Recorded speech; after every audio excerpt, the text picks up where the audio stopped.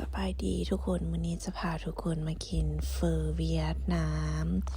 นี่เลยนี่จะเป็นซีนสุดๆที่เขาจะซอยมาให้และเป็นเส้นใหญ่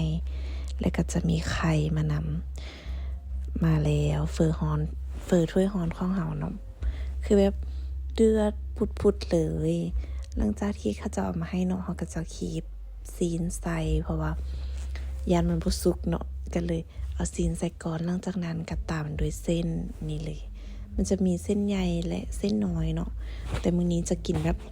เป็นเส้นน้อยส่วนตัวแบบบ่กินบ่กล้าเอาไข่ใส่หั้นนะยานมันบ่สุกก็เลยบ่ได้เอาใส่ก็แต่ว่าหมู่เอาใส่ลองชิมแล้วก็มันก็เข้ากันดีได้แต่ว่าแซ่บแต่ส่วนตัวบ่ค่อยมักก่อนอื่นก็ชิมน้ำซุปก่อนรู้สึกว่าแซ่บแล้วได้แต่ว่าเป็นคนมากินส้มก็เลยขอตื่มแบบ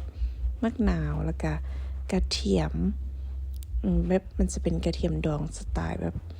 คนเวียดนะรวมๆแล้วแซ่บนี่เลยกินจนหมดบ๊ายบาย